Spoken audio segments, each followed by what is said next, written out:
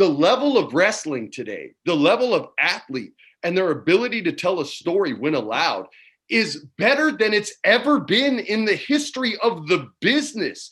You have women doing stuff that Flying Brian Pillman was doing, only better.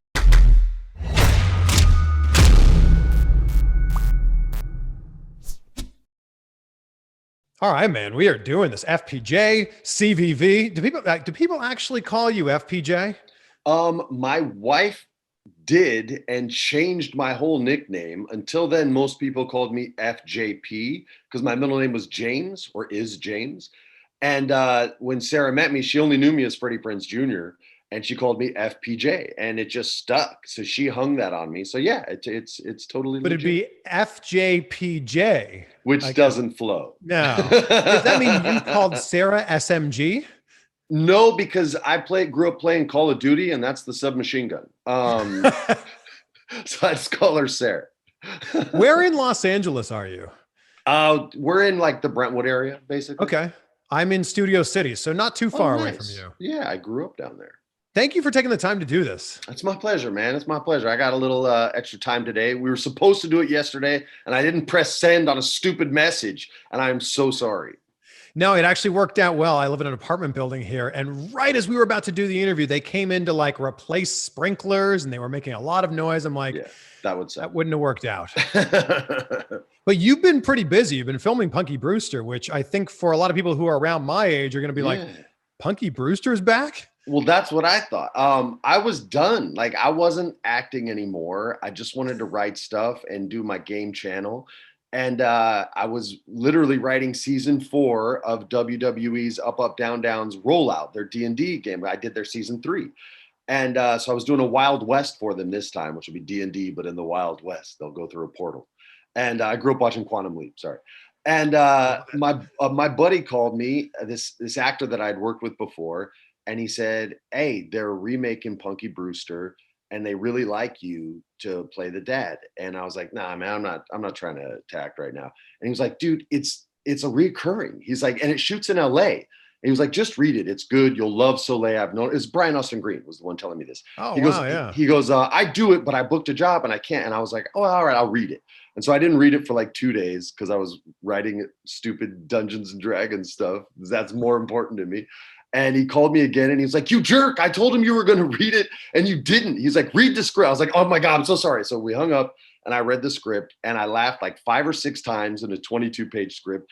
And it made me feel so good. And they said, I called them. I said, I liked it. And they said it'd only be like 3 or 4 episodes, which was perfect. And it'd be in LA. And I just needed to meet with Soleil.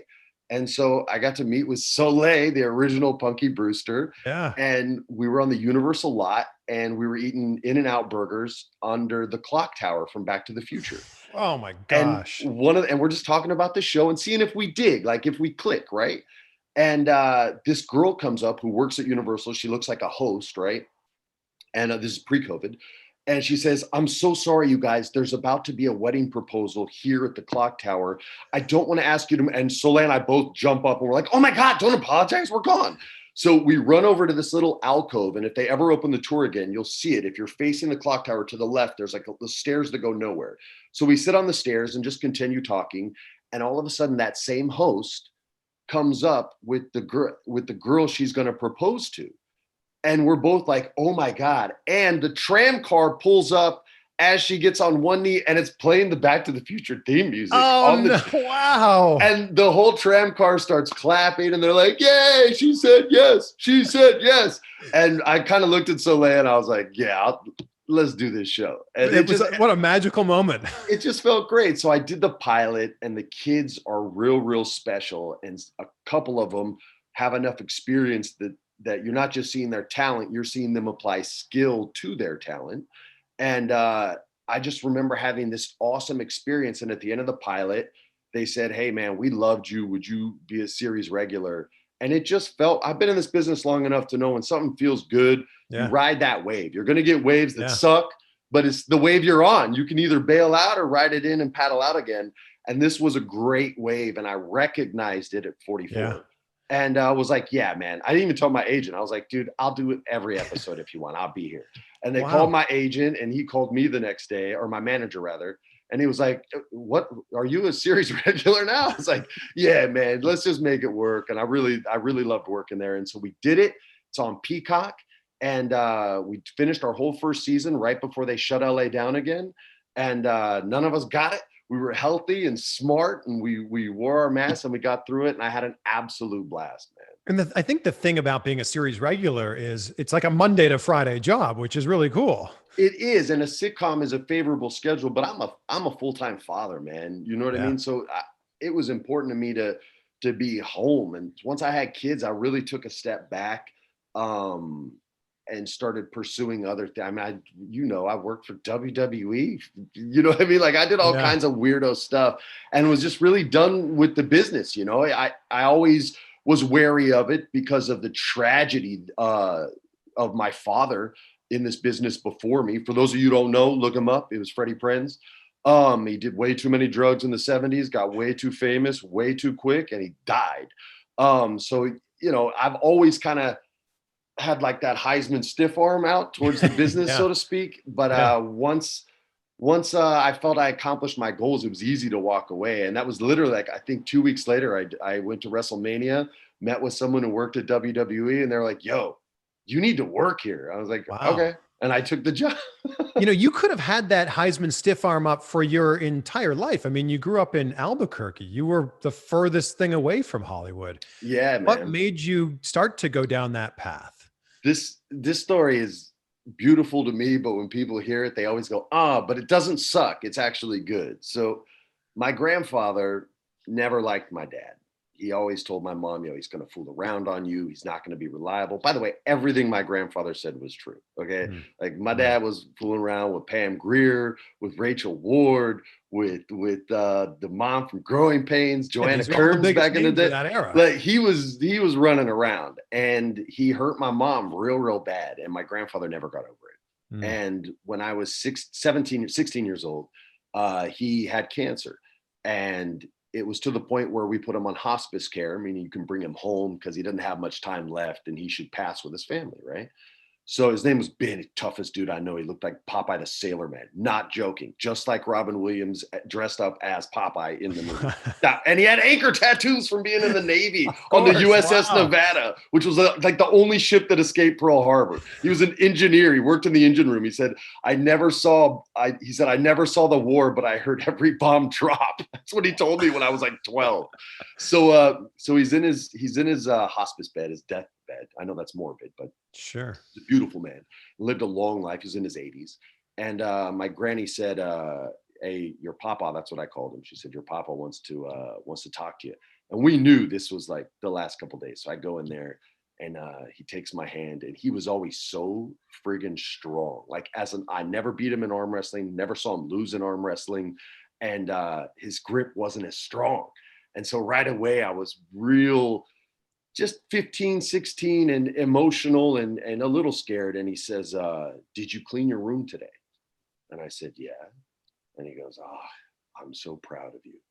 And in your 15-year-old brain, you're like, "All right, yeah, proud of me for cleaning my room." Like, I didn't know that's how he was trying to show love, And then in the same damn breath, he says, "Your father really screwed things up for this family, and it's up to you to fix it."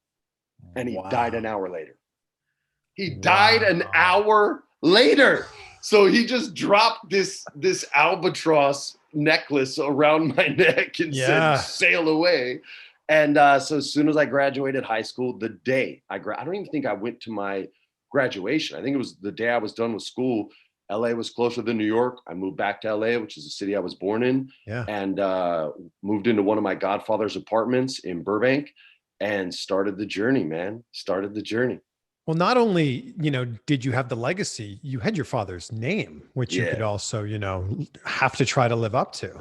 Yeah, it's weird. Any junior can relate to this. When you're a junior, you're basically a statue built to honor that which walked before you. Ooh, yeah. And it's difficult. It's not a weight, so to speak.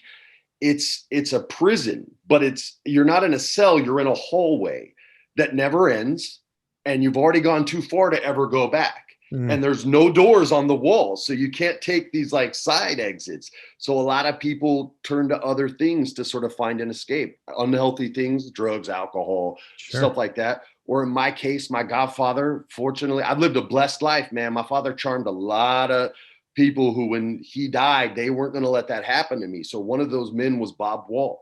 And Bob was the man who trained Bruce Lee when Bruce came to America. And the guy Bruce beat up in all his movies. He was Carl Miller, the guy with the scar down his eye. Yeah. Kicked him in his nutsack and was like, "You lose, Carl Miller." That's my godfather.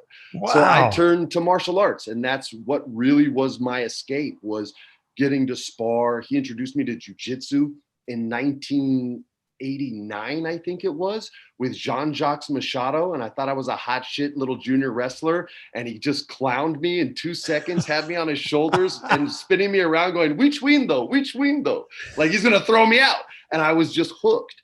And when you're trying to keep someone from choking you out, you can't think, "Woe is me. I didn't get to have a sandwich with my dad." You don't get to have any of those thoughts or you go to sleep. So it was a huge escape for me and really benefited me much more so when I got on my own path and started becoming successful in my own right. And dealing with all the outside pressures of the business, some of them which really beat me down, and some which I was able to shake off. You know, it's different for everybody. But martial arts was a savior for that. That's all because of my godfathers, guys like Bob Wall, Judo Gene LaBelle, which was the LaBelle lock for Daniel Bryan in a while. That was the guy who used to choke me out, man. Like I call him Uncle Gene. Like he taught me the standing front choke and said, "Do it to your friends." Like those were the guys that really made sure I stayed humble and connected to what was important and not get sidetracked. They really shattered those walls down that I felt trapped in and showed me this much broader road that I could be on. Didn't you also train with like Muhammad Ali and Chuck Norris? Okay, so it's sort of. So when I was 15, I won a big karate tournament out here in California or in Nevada.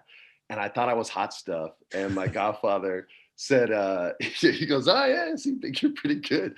He lived in Tarzana, California on a street called Donna, Ventura and Donna.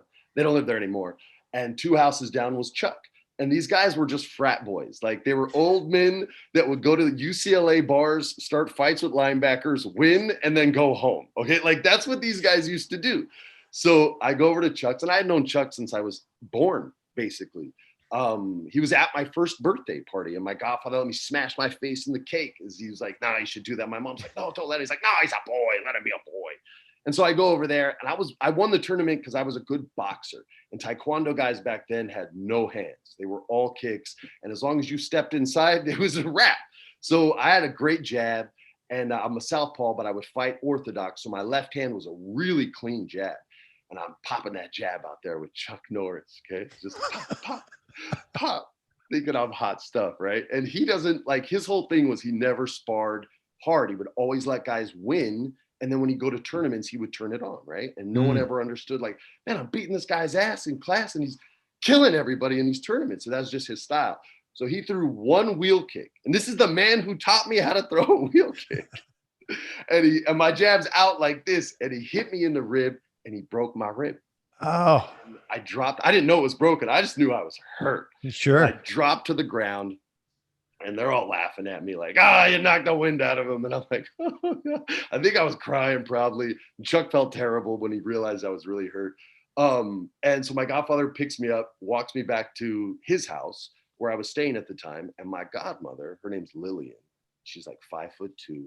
My godfather's just like 6'1", just stud, right? Big badass guy, beats up linebackers. He's an old man now. He can still whip my ass. Just for calling him an old man, he will the next time I see him. And we walk in the house and she finds out what happens. And you find out real quick who runs that house. She dressed him down. I mean, it was a Vince McMahon level promo when he would hate a match, to the point where Bob went from standing to sitting like a child in the kitchen, like breakfast nook, just taking this verbal beating. And she's scared. Lillian's scared. She's like, Kathy, my mother, Kathy is going to shoot Chuck Norris. And my mom would. She was crazy. She's a licensed gun owner. So she was like, we can't even tell her, or she's seriously going to kill him. And then she's going to kill you. So I got to stay in California for the whole summer. My godfather lied to my mom, said, hey, he's loving it out here. We're going to take him surfing. My daughters are going to take him shopping for new clothes. They actually did do that. That part wasn't a lie. Oh, that's good. I had sick clothes when I got back to Albuquerque, and girls actually liked me for the first time because my older god sister Shanna taught me how to talk to girls. She's like, you're too nice, be a jerk until they grow up, then be the nice guy you are. And it worked. So I got to stay in California the whole summer with a broken rib. But that was the Chuck Norris story. The Ali story was my father. My father was friends with Ali, and Ali used to spar with him and whip his ass and not even be like nice about it, just like pepper him up. Wow. And my dad loved it. So he started training with Bob Wall, because Bob was the guy who trained all the famous people back then in the 70s. He taught Steve McQueen how to fight. He taught James Garner how to fight. All these like wannabe tough guys who weren't shit until they started training with real tough guys and learned how to fight. So my godfather teaches him the left hook, like just a real clean left hook. Yeah. My dad was Orthodox. So one day they're at Ali's house, and they're sparring in the living room, and my dad catches Ali with the left hook. And Ali doesn't fall, but the couch is behind him, so it sits him down. And my dad did a mean Muhammad Ali impression. Look it up on YouTube. He beat up George. My dad hosted The Tonight Show for Carson when he was 21 years old, and did a bit with George Foreman where my dad was Ali and George played George, and my dad knocks out George Foreman. They reenact Zaire. And then he had Paul Williams, who wrote The Rainbow Connection, as the second guest. I think George was first. So anyway, he catches Ali. Ali goes down. My dad does his Ali impression, runs in the bathroom, grabs a towel, wipes the blood off Ali's nose, gave him a bloody nose, jumps in his 75 metallic blue Corvette Stingray, and hauls ass home. By the time he gets home, Ali's already called the house, yelled at my mother, you tell that boy I'm going to kill him the next time I see him. But my mom thinks he's serious. So my dad gets home. My mom's screaming and yelling, Muhammad Ali's going to kill you. What did you do? She's freaking out. He's like, no. He explains the situation, and he got it framed on crushed purple velvet, like a war medal, right? And then framed in dark wood with a placard, and it says Ali's blood. It was right before my dad's birthday. I think it says June 19th, June 20th, 1975. And my mom still has it to this day. Way. I've asked her for it a million times, and she literally has told me to my face, when I'm dead, you can have it. This is the greatest story of all time. I'm telling you, man, my dad, he touched a lot of souls, and all those souls really blessed me. So I have lived a charmed life. I always try to make that clear. Yeah. I'm we had hard times, but as far as like people looking out for me and making sure that bad stuff didn't happen to me, ain't nobody ever had it better than I did. Yeah, your dad died when you were really young. You were 1, right? So not even, man. 10 not months even old. 1. 10 months so old. How did you get to know your father as you started to get a little bit older? Comedy clubs. I've been in them since I was 12 years old, even when I wasn't allowed to be in them. And I would bring spiral notebooks, just like this, which I still write all my D&D stuff in.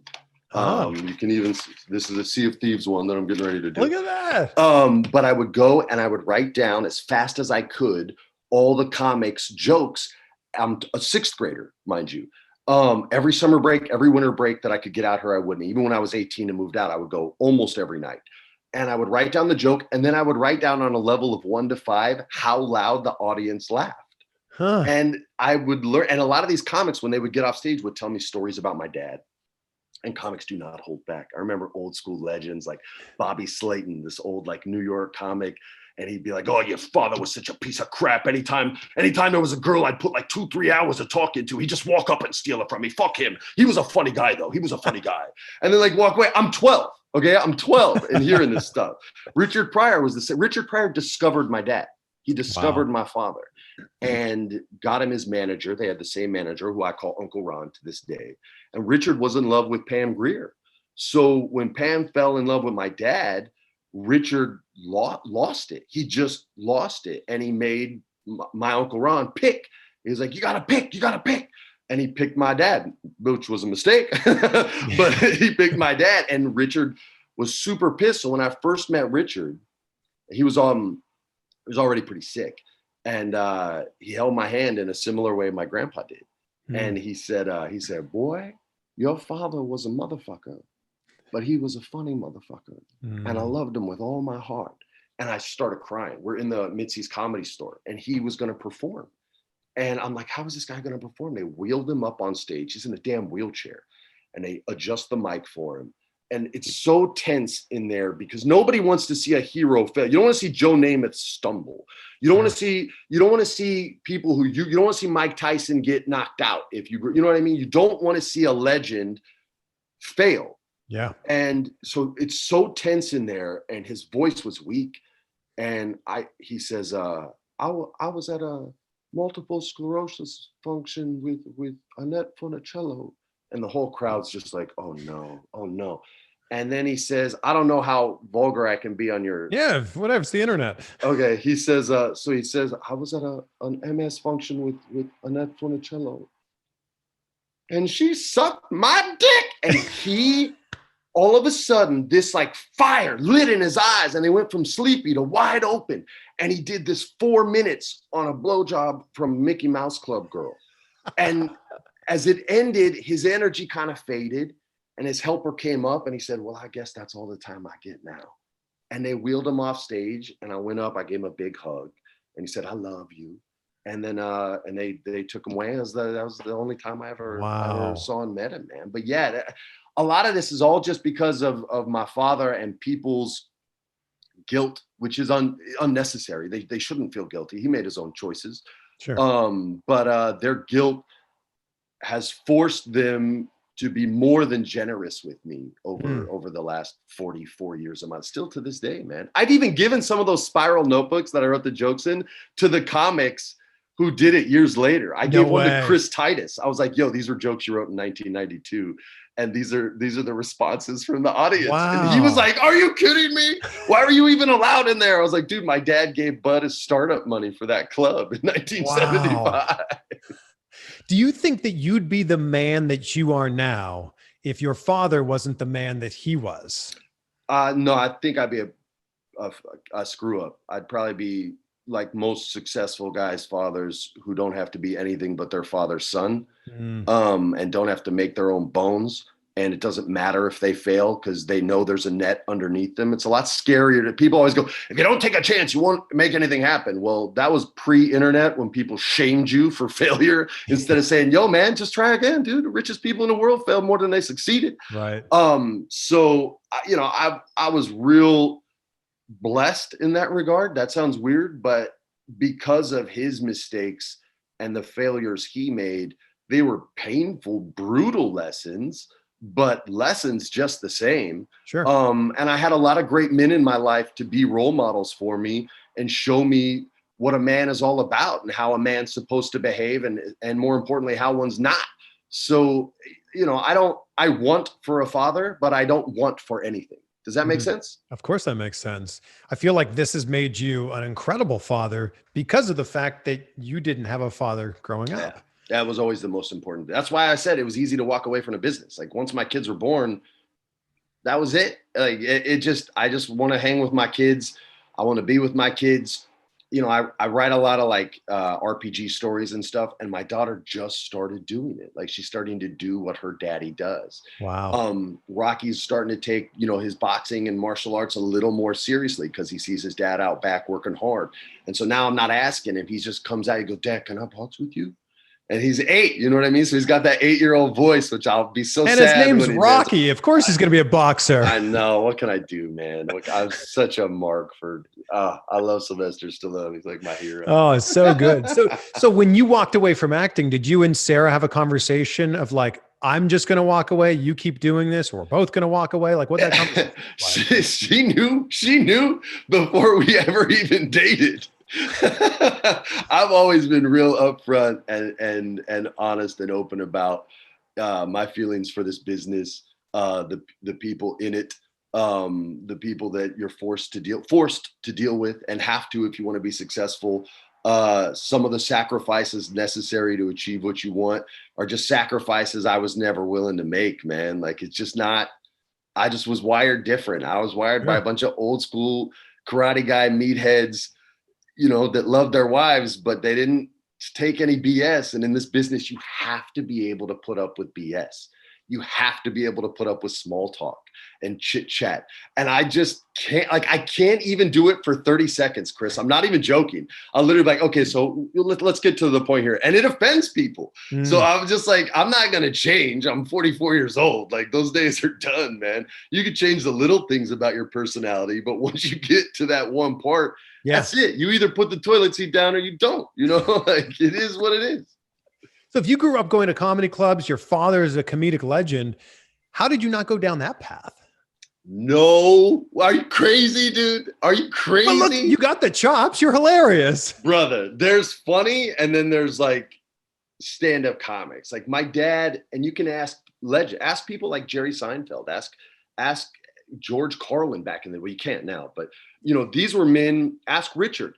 These were men that have all said the same thing. Had he lived, he would have been the greatest ever. That's insane. Wow. That's a psychotic thing to say. And the greatest ever said it. And that's Richard. There is no greater. Everybody owes a thank you to Lenny Bruce, but Richard is the best, period. His work still holds up to this day. Whereas other legends from my generation, who I would argue in court for, I'll listen to their records. I'm like, yeah, that don't hold up.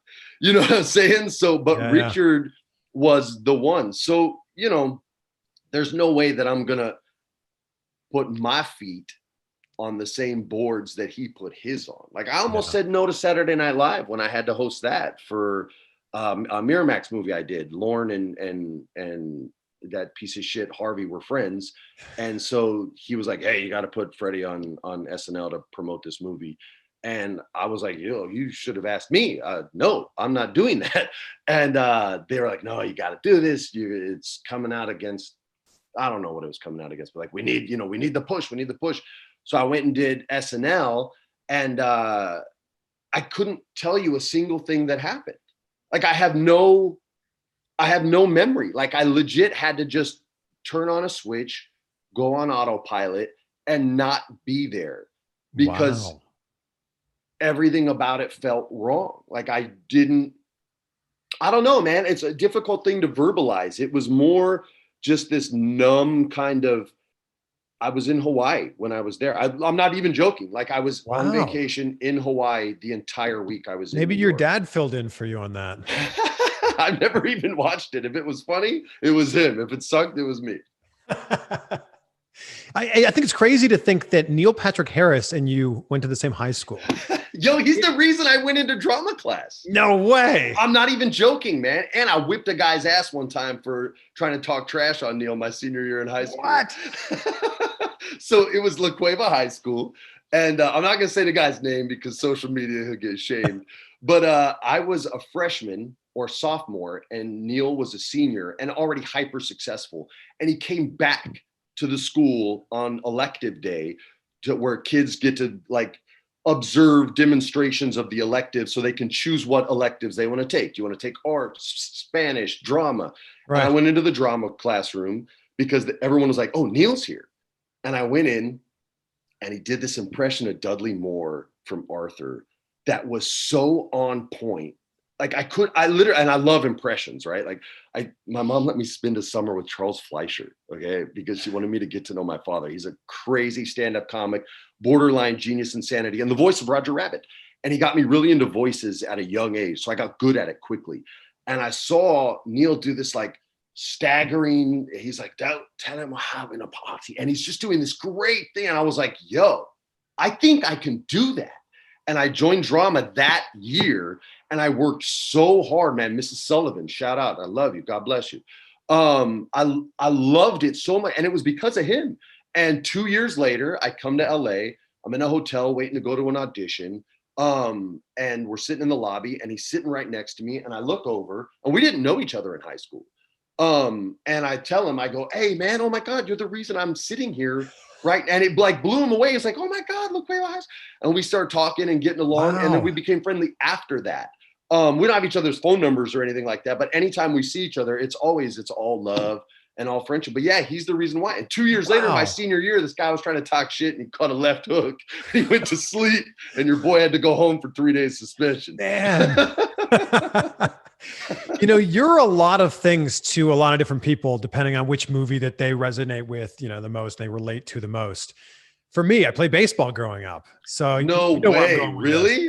Yeah, I love Most guys baseball. get so mad it's not a documentary and it's a romantic Oh, come on. comedy. Summer I'm like, dude, Catch your is girl a made you go. What'd you think fantastic it was going to movie. be? I love Summer Catch. And Dude, I think loved making it, man. Ryan Dunn's an incredible, not just character, but just great baseball player too. He was great, not good, great pitcher.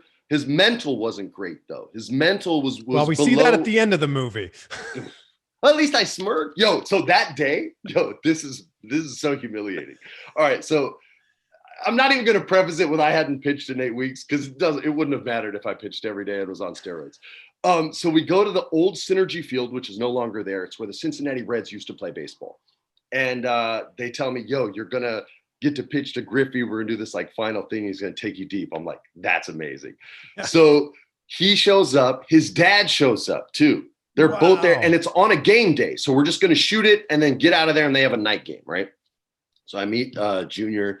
And being a junior, like we kind of have a cool one of those conversations. We had the statue conversation that I mentioned earlier. Yeah. And he was like, brother, he goes, I know how that feels. And I remember saying, I go, dude, you shattered the statue. I'm like, you're the only one. Like, you're the only one that's ever shattered the statue. And so we're sitting there, we're doing our thing. And they bring my double in to throw some pitches. And while I'm warming up, and he's, Griff's just crushing it. And I get in there. And the first pitch I throw in, because I'm a jerk, is a circle change. And I'm supposed to just throw a straight one down the middle, right? So I throw a circle change. He still hits it, but it's foul. And his dad says, you swing like your mother, okay? I look at his dad, and I literally yell, shut the bleep up, because now I'm dead, okay? Like, why are you going to piss off? I'm an amateur, if that, right? So my next pitch, I throw, and it's probably about 81, 82, and it's as hard as I can chuck it at this point. Batting practice for him. And it's straight down the middle, though. I had good accuracy and I had good technique. They had pros teach me how to pitch. And he launches it. Bow, bow, 4, 5, 6 in a row, right? So then the director, Mike Tomlin, gets this idea. He sees on the green like wall, it says, welcome to Synergy Field. And he says, hey, Ken, do you think you could hit a home run over the welcome to Synergy Field sign? And he goes, yeah, no problem. And now I'm just like, you don't say it like that. Be more respectful. And he's laughing, right? And I'm just, talking Kevin Hart trash back then. And so I throw my next pitch, and it's in the movie. Very first one, I throw it. It's a little bit low. Boom, right over the welcome to Synergy Field sign. And Mike goes, we got it. We're good. And Griffey went 0 for 4 that night. So the Milwaukee Brewers, you owe me gratitude. You owe me thanks, because that night you won because of me. Wow. Growing up in high school, I got the greatest compliment of all time frequently. People would tell me that I looked like you. Dude, when this interview started, I was about to say, oh my God, look what you have to look forward to in 20 years. Dude, you're only 7 years older than me. Oh, so, well, then you just have better genes than I do. This is me in 7 years? Wow, it's like looking in a mirror. This is like, to quote Michael Keaton from Mr. Mom, it's in its transition phase. But when it comes in, man, whoo, telling you, Captain Graybeard is going to be in full effect. You're a silver fox. Dude, I've been silver since I was 25. It's just none of the movies wanted anyone to know. I thought it was like the greatest compliment because you were such a heartthrob. And I'm like, well, if I could have just 1% of what Freddie Prinze Jr. had, well, I mean, I'm okay with that. It's all my mama, man. My mom's was gorgeous. I look like her. That's why we both look very feminine and pretty. Was it easy for you to slide into that role of being a heartthrob? I wasn't cool in high school. So I was here's a funny story. I've never told this because I was always too embarrassed, and I was only asked in the 20s before I had dealt with all my shit. So I was a scrub in high school. I had no girlfriend. Like if I went on a date, it's because they asked me out, and that happened twice. Okay. So, and it's just because I was too soft to do it. Like I just didn't have confidence with girls at all. If I wanted to take them out, I'd be like, this is the stuff. I'm still into this today, by the way. I'd say, hey, do you want to go to the arcade and play 720? It was the skateboard game. Yeah. They did skate or dog, and these bees would chase. I thought it was the greatest thing. So why wouldn't a girl like that? And they'd be like, no. And so that was kind of after 4 or 5 of those, that was a wrap. Before the internet, guys didn't know girls played video games. We couldn't find y'all. And, I was born in the wrong time. So I was very uncomfortable with it. And then we did She's All That. And I had this like relationship with Jodie Lynn O'Keefe's character. I don't remember the character's name. I think it was like Taylor or something like that. And Jodie had been in the business forever. She was on soap operas, so she had already had like 800 smooch scenes, and it was all good. I'd had one. Okay, I'd had one smooch scene on a tiny independent movie with Tori Spelling called The House of Yes. Okay, that was my experience with the ladies, and it wasn't the best. And so all of a sudden we have to shoot all these photographs that'll be on set to like showcase our relationship, right? So it's all stuff that happened in the previous year. So it's just us and a photographer, no director, no Rob Iscove, no Arlie Fleming, no producers, no Rachel to get my back. She was so good to me, man. She's like my sister still to this day. She knew how scared to death I was every day on that set. She was the only one who knew. And Jodie. And so we're on a beach and he's like, okay, so you guys need to kiss. I'm gonna get some photos of you kissing. And Jodie looks at the color drain from my face and starts laughing, not in a mean way, but in an, oh my God, you've never done this way. And she's done it since she was 12, right? Sure. And so I look at her and she just sees like the shame all over me, right? And she puts an arm around me and she says, you don't have to worry about a thing. I had to kiss grown men when I was 16 years old. We got this. And I was just like, all right. And she may have said 18. I don't remember what she said. Sure. But she made me feel so comfortable. And I had to now smooch this chick that I had met the day before as if we had been together. And it wrecked me. I'm telling you, man, I was pouring sweat, nervous to all hell. Probably hung out in my trailer and just didn't want to come out forever afterwards. Deleted a lot of those memories like SNL because it was just, I did not know. The answer is no. I never felt comfortable with that. Wow. Now it's easy. Is there a difference between kissing in real life and kissing in a movie?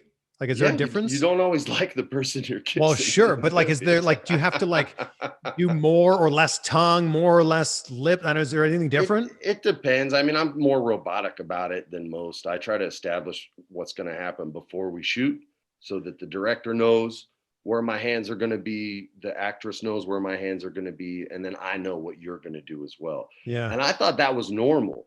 Apparently, I'm really weird because no one I've ever worked with has ever wanted to. They're like, oh, I thought like, we're just going to kiss. And I'll be like, all right. I remember I did this weird sci-fi movie called Wing Commander, and Saffron Burrows and I have this like scene, and we do the kiss, right? And we stop, and she looks at me and she goes, no tongue? I was just like, oh my God. Wow. You thought I just came from church. I was like, I didn't know. Like, I just felt like a fool. And Matt Lillard's there like laughing at me, right? And so I was never good at it. And it was always way harder than it should have been. And I almost always worked with women who were awesome about it and didn't make me feel worse than I was already punishing myself. Like I mentioned before, you're a lot of things to a lot of different people. Are you the she's all that guy to most people? No, Scooby. Scooby. Because the Scooby generation is more prevalent on social media than people of my age or your age, right? So your age, I get a lot of she's all that love. A lot of she's all like 7 to 10 years career, right? Oh yeah, that was it. I mean, that was the launching pad. Yeah. Wasn't I Know You Did Last Summer? It was that. So that was to most people like when I was having my success and all that stuff. But now this new generation, it's all Scooby love all the time. And I've never even seen the movie. Like I've only seen 2 movies that I've been in. So people are always like, hey man, what was the scene like? I was like, bro, you tell me, man. I read the script. I knew how it ended. I didn't want to see it. And I guess there's now a small percentage of Star Wars fans thrown into this mix, right? But it's fringe, right? Like, sure. The animation world is a very different world, and Hollywood treats it differently as well. They treat the actors poorly. Like they won't allow, I shouldn't say this, but I'm gonna, because it's not right. They wouldn't allow the voice actors from Rogue One to walk the press line at the same time as the live action actors. So there's this wall, right? And they're like, Yeah. you're an actor, but you're a voice actor. And I hated that because some of those people were my friends, right? Yeah. And I remember when we were doing the first season of the cartoon, they don't pay these people anything. It's a quantity work. That's how they have to go. And I shouldn't be saying any of this, whatever. So season 2, I was like, yo, you're giving me a raise. Like, this is the biggest hit Disney Channel's ever had. Like, you're not even paying us scale. And like, well, no, it's the honor of working for Star Wars. And I laughed. I was like, yo, that's hysterical. It's show business. Which word's bigger? And I said, I'm getting a raise, and that's it. And you're giving everyone else whatever you give me. And so we renegotiated and made sure everybody else got that bump on the following years as well. Wow. Because it's just, and I never knew this about the voiceover industry because I had never been involved with it. The only things I had done were like a video game that someone offered my manager, and I happened to play the game, the previous one. It was called Mass Effect. And I was like, oh my God, that's like one of my favorite games of all time. Yeah, I'll do it. But that was my only experience really, other than like a couple like tiny things. I had never really worked with voice over actors, which I just call actors. It's so silly. But he's a television actor. That was in the 90s. That's what it was. Oh, you don't want to work with her, Freddie. She's a TV actress. I'm like, what am I? You're a film actor. I'm like, yeah. Okay. Actor's still in it, but whatever. It shifted so much. Now people are like, I want to be on HBO. Yeah, man. It just really shifted. But and you weren't allowed to do commercials in the 90s. Catherine Zeta-Jones was like, I don't give a shit about your rules. I'm gonna do a huge one. And everyone was like, she opened the door. So yeah, man. So it's a tripped out world, but the Star Wars love has been, it's weird. There's a lot of people that are angry the franchise didn't age at the same rate they do. And a lot of people that don't understand who it's made for, right? Like every generation needs its own Star Wars. So like when the second trilogy came out, people my age dumped on it, right? And then the new one comes out and people who love the second one dump on those. Yeah. So, but it's still consumption, right? It's complain, consume, but it's art. So if you hate it, you're right. It sucks. And if you love it, you're right. There are Picassos that I've looked at and been like, man, that's trash, bro. I would pay $1 for that. And there's others where I'm like, oh my God, I could sit here the rest of my life and just be happy. You know what I mean? So it's the internet has turned it into commerce more than art, right? And so all the art has been removed and you have to sort of like pick a side as if it's a political topic. Yeah. So I'm not that into Star Wars anymore. I'm more probably a Trekkie now. Ooh, wow. It's Star Wars love, but also like a lot of backlash for the wow. And they freak out. And said about the franchise made people very upset. Oh, they got, but I will say this, the people who were upset were the people whose cards that got pulled, right? Yeah. Like all I'm saying is if you're going to make a monetized YouTube channel, right? And you're going to talk about other people's content because you don't have any, then, and you want me to respect you as a critic, all of a sudden, this isn't adding up, right? All I'm seeing are insults and you hate that women run it and all this kind of stuff. And this guy sucks and that guy sucks, but I'm not seeing any criticism and you want to call yourself a critic. And if that's what you want, cool. And I'm an old school guy, so I don't hate the player. I just hate the game. I don't respect their hustle. I don't respect their game. I think it's transparent. And I just wanted to show other people how transparent it was by dropping knowledge. And it wasn't any of my opinions. It was all stuff from the people who created Star Wars. I was just dropping the stuff they dropped on me. And since then, Dave Filoni said some of the same stuff I've said, and now people believe it. And in the years to come, more of that stuff will get said. I just say stuff sooner than they want me to, so they get mad at me. But yeah, they'll figure it out though. But again, it's art. So they didn't like here's the best part. No one asked me if I liked any of the new movies. And I didn't connect to any of them. I liked Rogue One and the first 20 minutes of Solo because it was slow.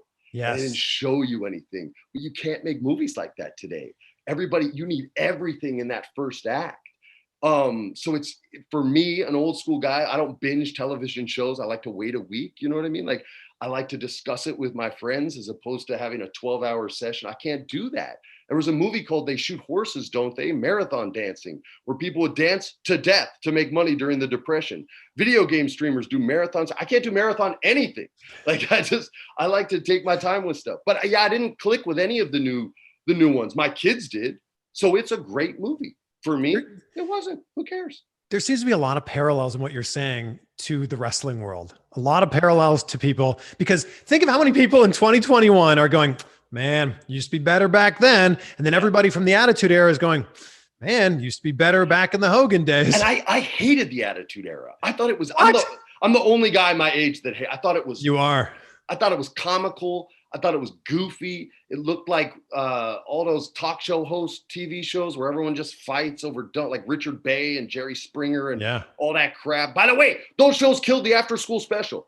I was in the very last one and we got canceled for Richard Bay. It was me and Jessica Alba and I get her pregnant and I don't want it. Summer Catch again. It was very dramatic. It was oh no, it's Jessica Biel. But that was Jessica Biel, yeah. I have so many Jessies in my life. But yeah, man, wrestling's a trip because to me, it's one of the purest forms of art, that and stand-up comedy. And it's wrestling even more so because it's the literal translation of blood, sweat, and tears on a literal canvas. I mean, that's what they're wrestling on unless it goes outside the ring. Yeah. So I look at it for the art. I look at it for the storytelling. I'll be real though, like, Friday Night SmackDown is way superior to Monday Night Raw right now. There are segments on Monday Night Raw that I can't stand and I wish I could fast forward. Then there's others where I see Randy do the masked kind of victim thing and I'm like, I'll be damned. Like, I like when they take shots. I'm one of the only guys that like the Bray Wyatt, John Cena crazy pre-shoot match. I thought they took a shot. I thought that was incredible. You know, it didn't work 100%, but they took a shot and they both committed to it.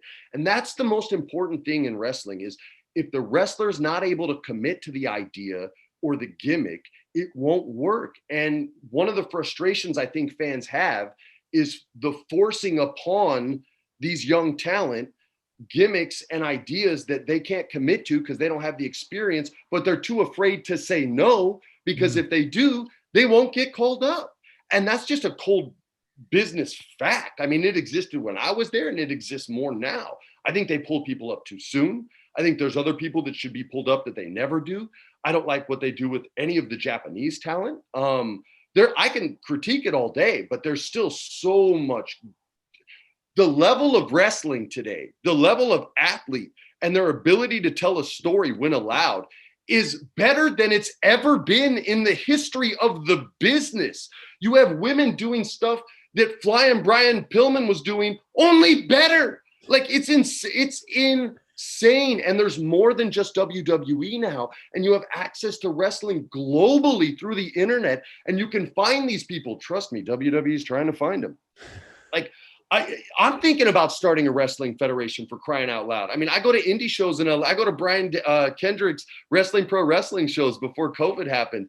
And it's like if the Kids in the Hall and Pat Patterson created a wrestling league in 1977 and you're just sitting there watching, it's hysterical. So wrestling to me is in some ways better than it's ever been, but it's never going to be the 80s. That's gone because once the secret is revealed, the trick's no longer a trick. Yeah. There was a scene in that Christian Bale, Hugh Jackman, The Prestige. And Christian Bale's character, the other brother, reveals the bullet catch to his brother's wife, who would never give up the secret. And she's telling him he can't do the bullet catch unless he shows her. And he friggin' shows her. And then she literally blows it off and is like, goes, oh, well, once you know it, it's not that big a deal. That's what happened to wrestling. That's why guys like Dutch Schultz were the man, dude. I called him Dutch Schultz, but you know what I'm talking about. That's why when Schultz slapped that reporter in New York across the face and said, does that feel fake? That was a great day for wrestling because he was protecting something magical and special. So the business is different. It's changed. It has to evolve. Believe me, I rewrite promos as I'm watching them, brother. I see people all the time like, yo, if I was writing for them, I know I could get them over. I know I could get them over. Yeah. You know what I mean? Just based off what I did 10, 12 years ago. Well, But who's an example of someone 10, 12 years ago that you got over that without your help maybe would have struggled? well, it's always a group, right? Like there's never Sure, one sure. person, and only the talent can get themselves over. Okay. I've written some great promos, but the talent couldn't get it over. And I've also seen some horrible promos, but the talent was so good, you couldn't write them bad. Like they could just get anything over, right? So when I started there, once I kind of had got my bones and did some good promos for Big Show, they had just split up, Paul London and Brian Kendrick, and I wrote a couple cool ones for Brian. And then I wrote an Undertaker promo that Taker said, that's who I want writing my promos, right? So that gave me a lot of credibility. And that's when when Michael Hayes came up to me and Krista Joseph, and they said, Jeff Hardy. And I said, what? And they go, you got to make him champion. And this was he's like, Freddie, and they're like kids to him. He's like, now listen, you can do this. The boss loves you right now. You're going to write the story. We'll book it because you can't book for shit, which I can't still to this day. I can't book a match, but I can write you the promo that'll get your match over. I just need like a legend to kind of book it for me, right? Because it's just not my skill set. But I can write any match you book. I can make people care about it. So shoot, I made Mexican. Well, I know I better. Yeah, that dude had some trouble, so we're not going to talk about that dude. But I made Mexican people hate a Mexican wrestler in Arizona. Okay, like that's hard to do, but I pulled it off. So anyway, I start writing this story for Jeff, and he had been in the news and he had been taking heat. And so instead of like hiding from that, I just kind of embraced it and called it this gray area, right? That he could exist in his imagination, right? And there is no black or white. And the people that commit to that world want to pretend people like me don't exist, but I'm going to show both sides that I do. And we started writing these promos for him, and I started working with him and talking to him about the feeling that we would do and the look that we would have to make it look creepy. And DJ Krista Joseph shot almost everything, including the London one, because I wasn't trying to go. Vince was like, what do you mean you're not going to London? I was like, I ain't leaving. I'm not going to London, man. I wrote it. You guys deal with that madness. I want to fly on a plane with you for 8 hours, bro. So that Chris shot it. Freebird booked it, and I wrote it and they executed it beautifully, and started with him and Taker and this argument that they were having from backstage and in the ring. And it sort of blossomed at Armageddon in this triple threat match that he ends up winning, and then stands on top of the Armageddon sign and had his hands up. And I'm watching from the wings, like, is he going to fall? Of course he's not going to fall, but I'm still freaking out. Yeah. And that was the one that probably, and I got the idea over. In the production meeting, a lot of people did not want Jeff to be champion. And my whole strategy, and I've said this a couple times, but it's show business. And one of those words is bigger than the other. And so that's my philosophy on a lot of pitches and a lot of the ideas in my head, right? So I went to Vince after everybody said no, and I showed him Jeff's merchandise sales. And I said, yo, he's selling more than anyone by almost double, and there's no belt on him. There's no belt. Don't call it a belt. There's no title. That's better. And so we go in, and I'm sitting there, and there's people in there working against me. Not everybody at the company liked me. It took about 6 months for people to like be really cool to me and start respecting what I was trying to do with the talent there. And Vince looks over at Kevin Dunn, and I don't remember who else was at the front table with him. I think it was Brian Gewirtz. And he goes, nobody touches Jeff till Armageddon. And I knew right there, I was like, he's winning the belt. He's winning the belt. I knew it right away. And I'm like, this, and Freebird's kicking my feet or Michael Hayes is kicking my feet under the table, because he knows if they see me react, they'll take it away, right? As just to teach me a lesson, because they're psychos. And so I calmed myself down. And then some of the people that were mad at me stormed out. I stayed in. Vince looked at me, gave me a nod, and I knew we were gold. And so I just wrote it out from there, and we got to make him champion. And I left the company shortly thereafter because my first child was born. And I got to be a dad. And then I made the mistake of going to SummerSlam when it was in LA. And I went early just to say hey to some friends. And Vince pulled me aside and over to the ring and started talking to me. And he says, he goes, God damn, we'd love to have you back. And I didn't have a father, right? So if you call me son, it it's like a worm on a hook and I'm a hungry bass, right? And I'm like, Vince, I got my kids now. And he literally puts an arm around me. He goes, well, we could really use you, son. And like with Punky Brewster, I was like, yeah, okay, I'll come. And that was it. And I was back, and he made me do this like promo class where I taught everybody how to act, doing the same acting class stuff that I did when I was 18 and moved out to LA. Wow. I think there's a lot of people that are going to be listening to this right now going, I didn't know that Freddie Prinze Jr. worked for WWE. Bro, what made you even want to start working there? I grew up loving pro wrestling, and I just, I knew that I could write. I don't want to sound arrogant, but I knew I could write well. Okay. And I knew I could write well for talent. And I knew that I could hear them speak and write words that they would say instead of what sounded good in my head that I would say. And that's a hard disconnect for a lot of wrestling writers to make.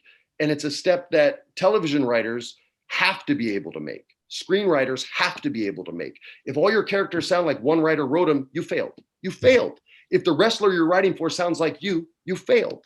You failed the wrestler. The writer's job is and it's only 10% of the equation, right? Like it's 80% on the wrestler.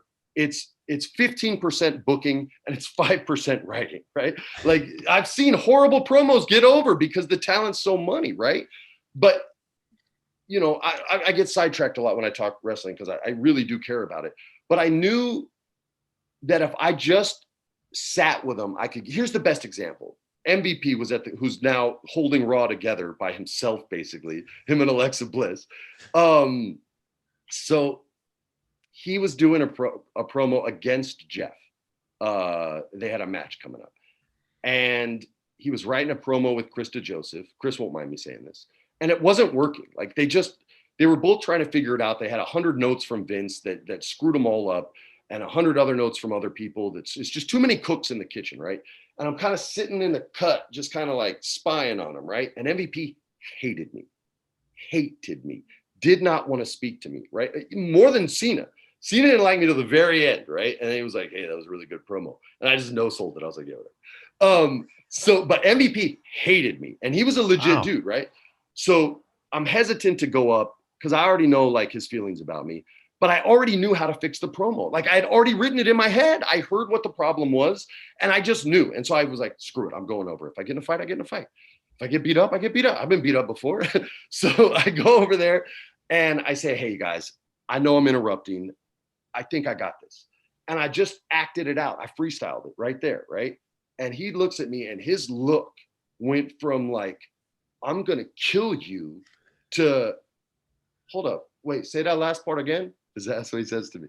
And so now I already got I got him on the hook. I just got to reel him in and not pull too hard, right? He's the hungry bass now. So I cut the line again, but I cut it I told you I'm good with voices. So I do this MVP voice, right? And I cut it like he cuts it.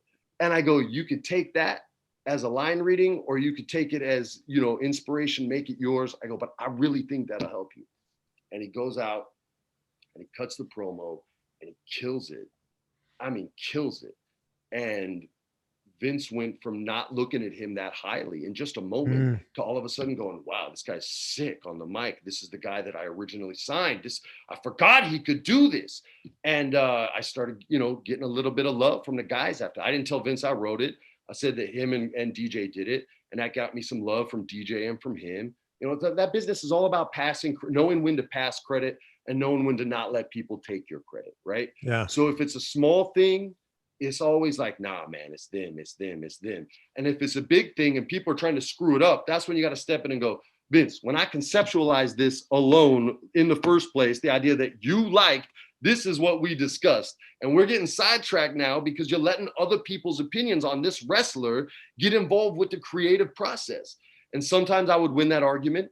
More often than not, I would lose that argument because he goes with what he knows and he goes with who he knows. And he has a history with those men, and he didn't have a history with me. So my victories were always surprising in the production office. And I had more than most, but it was always an uphill battle, always. To this day, does Cena still have an issue with you? I'm sure he doesn't. I'm sure he does. Check this out. This is how it started. He started off calling me Ashton Kutcher. Okay. Oh, And nice. yeah, and like Hollywood, right? And so I started like an acting class, like a promo class, basically. And this is what, like 2009? Maybe.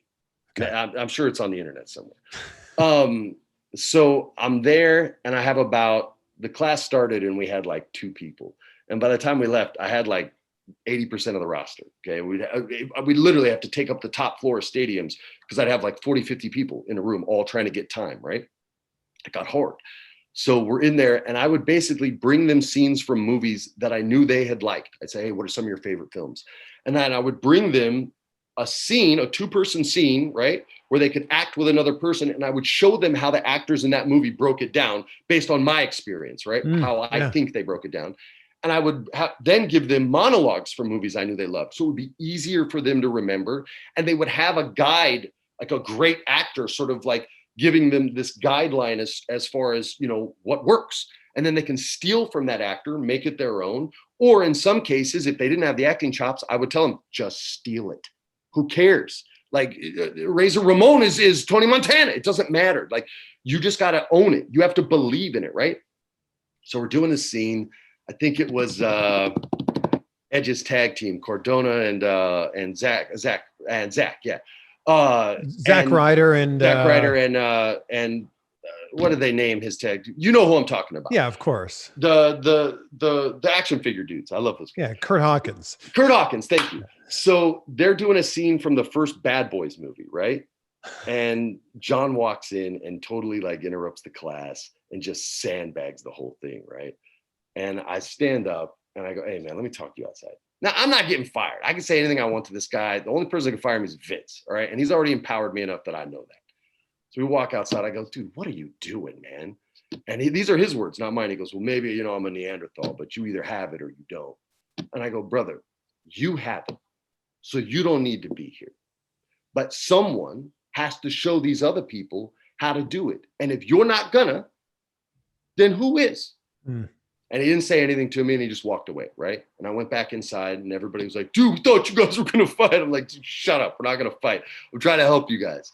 So we got back into it, and Big Show did Christopher Walken's monologue from Pulp Fiction, and it was amazing. It was amazing. And he just and he did it to Hornswoggle. Like Hornswoggle was the kid, the young Bruce Willis character. And I'm literally sitting, I was like, dude, that was sick.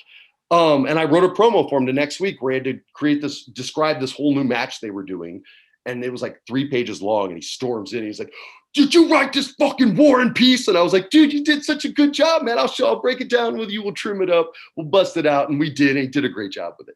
But yeah, man. So there were people there who definitely did not want me there. But I can honestly sit here and say, if someone there didn't respect me by the time I left, they never made it public to me. Like by the time I left, everyone that I worked with respected the hell out of me. I've heard them say it publicly to my face. I've never heard any of them say it bad when I left. Because I would go and ask questions, man. I would talk to Arn Anderson. I would talk to Pat Patterson.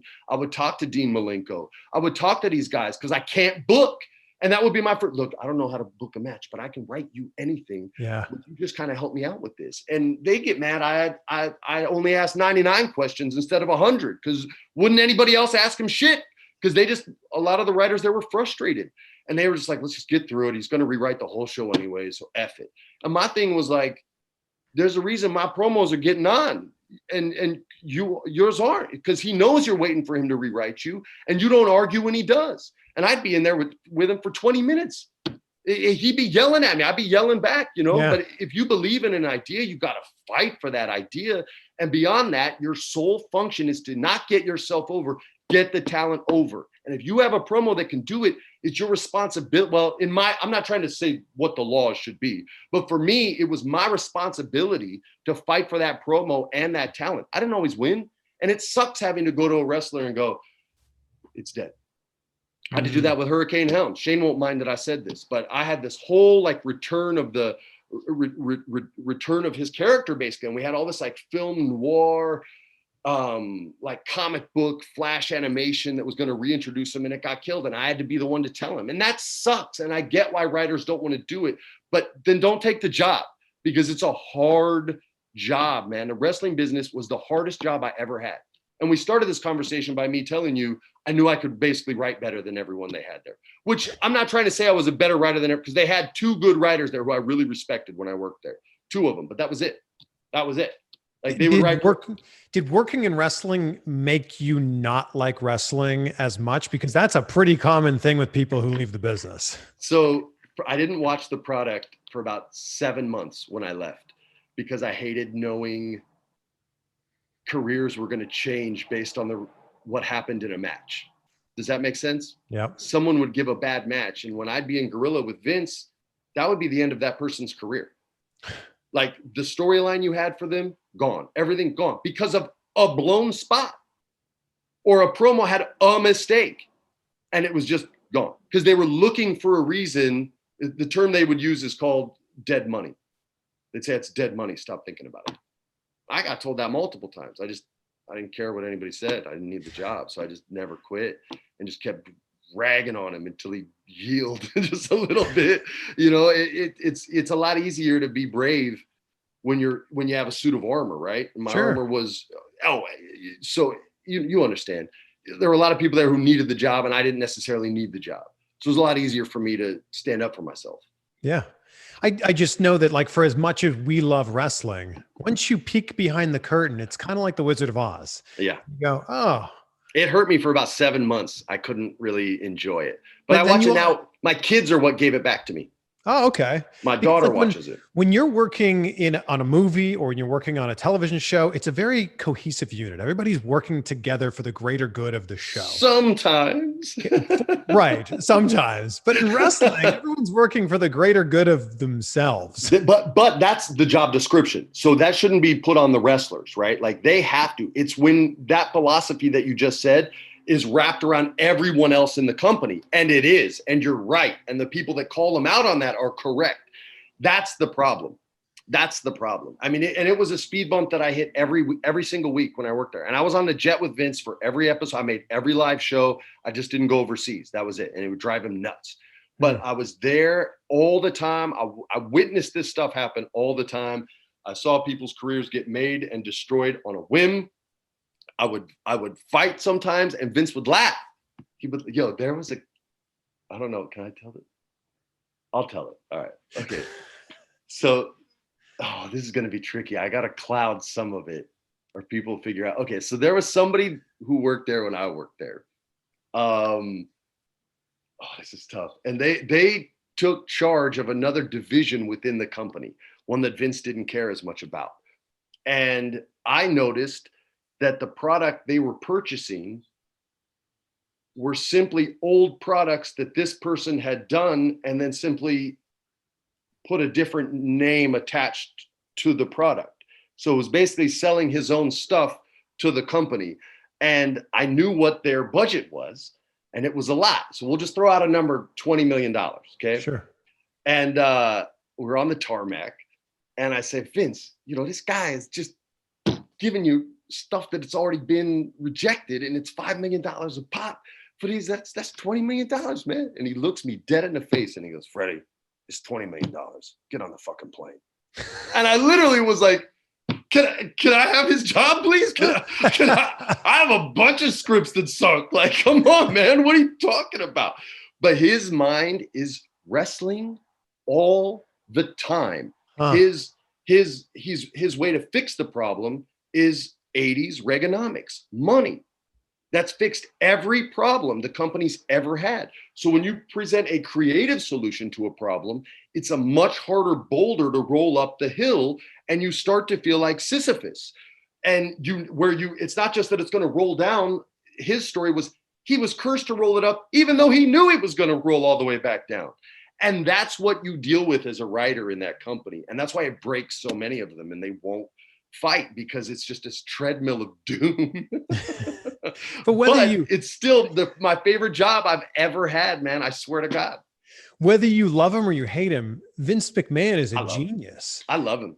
He understands psychology at a level that he'll never get credit for. Never get credit for. For better or worse, his understanding of the human condition and that there are no good or evil people. There are just people whose morality shift depending on how much pressure they are under. And that is a direct quote that I will never forget from VKM. So Wow. it is, I mean, it's that shellfish in a bucket philosophy. And he's not wrong. There's genius psychiatrists that think the exact same thing. So it's, you know, his understanding of how to market to the different territories, who's going to win in those territories, what kind of match they're going to have in those territories. It is next level genius. And I'm next level idiot when it comes to that. You know what I mean? But his understanding of like acting and writing and those types of things is also locked into the 80s. So that's where he lacks, right? Like that's his shortcoming. So, and that's why you want balance in wrestling, right? Because you need those minds that can book and understand how to book, where this match will have the most impact, where it won't, why you can't have a steel cage every week, because it, like, all these philosophies are virtually impenetrable, but their lack of understanding of storytelling outside the ring is really where I think they struggle. And I think that's where most of the criticism comes from, except for the wrestlers that people just want to hate for whatever reason, legit or non-legit. What do you think happens when, you know, when Vince eventually ends up passing on 10 years, 20 years, 100 years from now, who knows? Never. He's RoboCop, but yeah. Yeah, I feel like he's going to live forever. What do you think? He'll outlive you and I, but yeah. Really? Yeah, what do you think? What happens to WWE then? Man, I mean, this is kind of crazy. So instead of taking salary when I worked there, I took stock. So my whole salary was stock. Oh, wow. And we just sold it last year, like right before COVID. At like $45? It was a lot. And I got it at like nothing. Because it was nothing in 2009 or 2010. Sure, so yeah. The stock, yeah. But I believed in what I was doing at the time, and I believed in the company. I believed in the company. So I saw them selling stock, right? Because he was purchasing the XFL at the time and all that stuff. And so I thought they were getting ready to sell the company. I was like, yo, this might not be with their family in 10, 15 years. This may go to like when Fox bought the Dodgers, right? And then I saw Fox buy SmackDown. And I was like, dude, I think Fox is going to buy WWE. I seriously do. Because they were selling stock, Hunter and Vince, both. And so I had sold all, and that was public. That's not like a secret. And so I sold all my stock and cashed out, and then just kind of like sat back and waited. So half of me thinks that Hunter will take over, which would be good for the business, even though I wasn't Hunter's favorite person. And we didn't see eye to eye on a lot of things. His mind for wrestling was sick. Like, even if I disagreed with him, I still was like, yeah, that's a really good idea. I just would rather do mine. You know what I mean? Like, so we just liked our own shit more. But he can do everything. He can book, he can write, he can act, he can conceptualize just ideas. You know, like, how do you come up with the Fiend? You know what I mean? Like, Bruce Pritchard had to conceptualize it, or Bray somebody had to conceptualize it before anything was ever written. Hunter can do that. He can write, he can wrestle, he can teach, not tell, teach. And again, this is somebody who probably doesn't even like me that much, but I'll still say great things about it because it's true. Like, I've watched him do it backstage. I've seen him show guys how to work their way through promos. I've seen him work with the women in such a respectful way. So if he takes over, I think the wrestling business would be in the perfect hands. And I think you would start seeing much more of the television promises you get, right? Like when the McMahon family says, oh, we're going to listen to the fans. No, they're not. That's just a promo. But when Hunter's there, he already knows what y'all want, and he's going to be more able to give that to you. If it doesn't go that way, if it does go by the way where like a conglomerate buys it, like a Rupert Murdoch or a Fox, then it's done. It is done. And that product will suffer the same way the Dodgers sucked, because it's just an acquisition. It's not something they care about. It's simply a business acquisition. That's why when basketball teams get sold all these new billionaires, it's a toy to them. It's not something they care about. It's not like the Buss family, right? Like Jeannie Buss, that's her life. Like, the Lakers are her life. She's not selling the Lakers. Like, that's not going to happen because she cares about it. It's like the McMahon family. So if they're not connected in some way via marriage or blood, then I don't see it doing well. Because once it's corporate ownership, I mean, it's hard enough to make wrestling in a publicly traded company when you have shareholders to deal with. You know what I mean? There's a reason that it's licensed to USA and they don't own it. that means that they kind of own, WD sort of owns them in some respect. Like they're not beholden to notes the way a television series is. Yeah. Like USA can't say, we'd really like to see a story. Like, it doesn't matter what you want. Like, to quote The Rock, it doesn't matter what you want, because it's just licensed and someone else will buy it. So, and they need content. So it's a tricky thing, and it's a huge show for them because it's non-union, it's not SAG. So they don't have to deal with any of that. Like they just have the licensing rights to air a show where all the suits make more money than everyone else. And that's every business, but that's another. When you're clearly still super passionate about wrestling. I love wrestling. What made you quit? I had there was a show called, I think it was called Tough Enough, and they tried to bring it back, and Stone Cold was a judge. And there was a mom that wanted to be a wrestler, and she said she was doing it for her kids. And Steve Austin said, that's bullshit. He said, you know how many times I won Father of the Year? And he put a big goose egg up. And I was watching that show in the writer's room, and I stood up and I walked to Gorilla and I gave Vince my 2 weeks and said, I'm trying to win Father of the Year, man. I can't work here anymore. And he said, what? Talk to me after the show.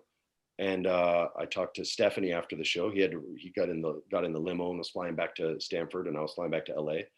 And I let her know, and she was like, man, we were about to give you SmackDown, and you were going to be the head writer. She's like, I can't believe, and she was disappointed, And I was like, look, I love you guys, but I'm a dad and I'm out. And that was that. And I quit and I never looked back. There's times that I see wrestlers and I go, man, I could write for them so well. But you have to give, in order to work in the wrestling business or be successful, you have to be willing to give everything. It's commitment. It's all your time. It's all your energy.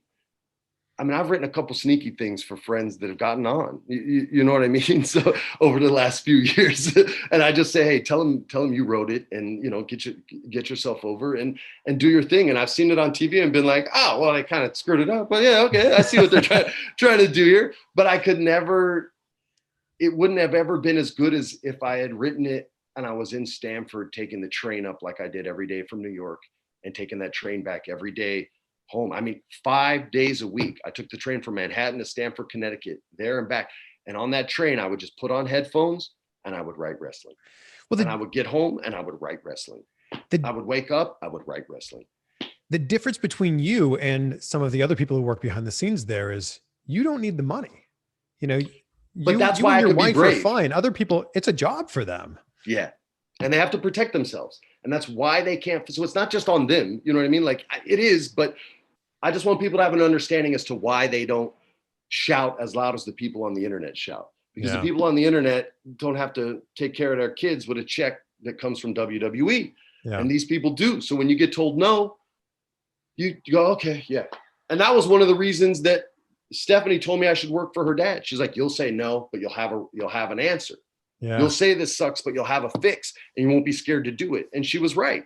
Yeah. And she encouraged me to do that. She said he needs those voices. He needs voices that argue shit. Him and Pat used to argue back and forth all the time, and they made great wrestling, Freddie. So don't be afraid to do this. She's really the one who empowered me the most to do that before anybody else said, hey, make sure you believe in your ideas. That was all Steph.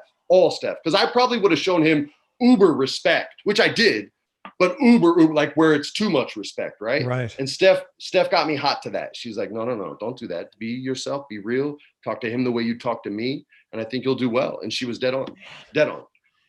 I've loved this. I feel like we could talk about wrestling for like 8 hours. Yeah. Maybe we will really next could. time. I mean, all we did was scratch the surface. Oh. We just scratched the surface. No, I could tell you some stories that, there was the pitches that I would get from some wrestlers were so crazy. Some were so amazing. Some I'd have to kind of teach them how to conceptualize these ideas. But I had one guy that wanted to be an astronaut and fly in from space every ring. And I said, okay, what's the motive behind that? And he goes, man, it would just look sick, right? You got to tell us who it is now. No, I can't, dude. I can't throw people under the bus like that. Thank you for this amazing conversation. Thank you also for giving me a glimpse into what my future is physically going to look like. Yeah, sorry, bro. I'm going to be that handsome. Amazing. And kind words. And I end Sorry every for the light. It's the only room I can do this in, and I have skylights. Yeah. So, and there's no shades for him, so you're getting all this weird light. This whole If you interview. lean in right now, it's like God is like touching you. I'm all about gratitude, and I end every interview talking about gratitude. And I say that if you can be grateful, you will live a great life. So I want to know, Freddie, what are 3 things that you're grateful for in your life right now? You got it. The first we discussed at length, and that was the sort of father figures that I had to kind of let me know what was right, what was wrong, how to accomplish my goals at a very early age. A lot of people give advice and they never tell you, like, if you didn't learn this when you were 8, it's going to take you a lifetime to figure out. They just want your money because they're selling you a book.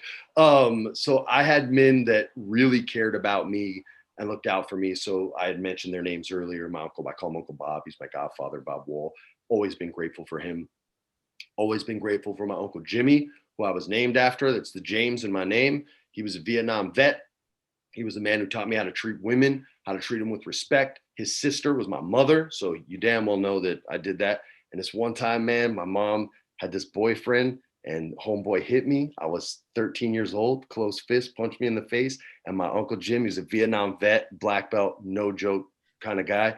He came home. I didn't even cry or get mad because I knew my uncle was coming and I knew what was going to happen.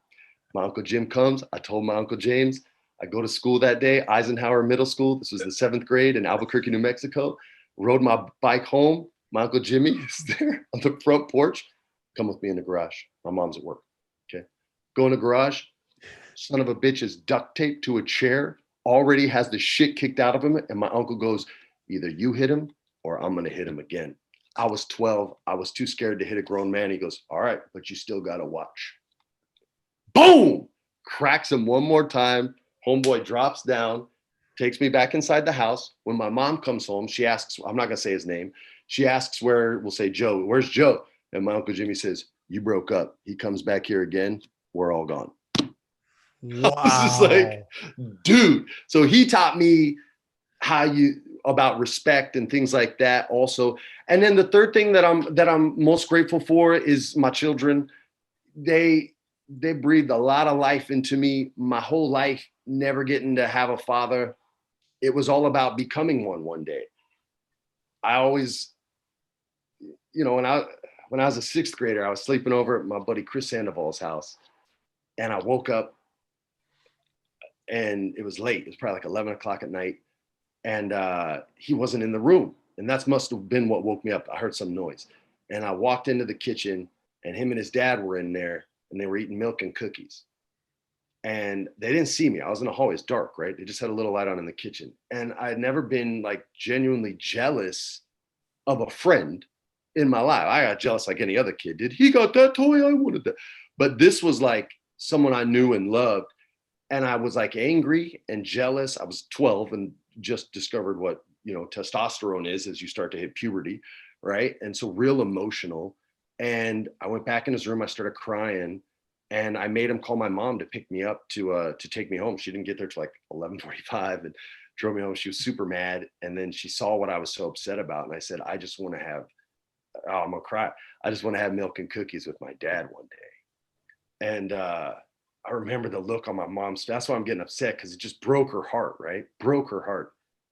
And I remember the first time Charlotte came into my wife's and my room, it was like, we put our kids to bed early. So it was like 9:45. And she says, Daddy, I can't sleep. And I literally was like, Phoom! And jumped out of bed and was like, I got you, baby. And we went right downstairs and we had milk and cookies, man. And I just had this like, I'm getting too choked up. But I just had this like beautiful moment with her that I always wanted to have reversed. But because even though it was the other way, it was even better than if I would have had it. So those kind of moments is really just keep me grateful and know that I was on the right path. Is constant confirmation that the choices I made were the right choices in my life, the right choices for my career. I've had 0 regrets, man, which is so rare in this business. I mean, 0. Always treated people good. I always did the things that I thought were right. They didn't always work out. I had plenty of failures, more failures than successes. But those failures are all lessons, and they build you unless you keep making them over and over again. So painful or not, man, like I've learned a ton. And once I hit 40, just life got a lot easier for me, man. I just started, other than me not being able to light an interview. But yeah, man. So those would be the three things I'm most grateful for, man. My godfather, my uncle, and my kids. And my Xbox. You gotta have number 4. I'm always grateful that for can be the honorable Xbox, mention. Man. Yeah, you gotta have a little honorable mention in there, man. Gotta have some Xbox. Thank you for this amazing conversation. And I just want to acknowledge you for an amazing career and an amazing life. Appreciate you, man. I've been, like I said, dude, I've been real blessed, and I'm very aware and grateful for it. And those amazing people are the reason I'm here. Dude, we'll talk again, and we can get into anything you want, man. I will see you at wrestling shows in LA. Yeah, when they open our damn city up, man. I swear. Well, you know, that'll be in like 5 years at this point. Yeah, see you in 2030. It'll be great. You'll have this beard, and mine will I'll be down look to here. just like this when I see you. That's right, brother. That's right. All right, dude. I love your Be Great, Be Grateful sign down there. I love that you have a championship belt. Kind of wish I had one. And, you know, Emmys are what they are, but wrestling titles are way better. Thank you so much, brother. You got it, man. Thank you.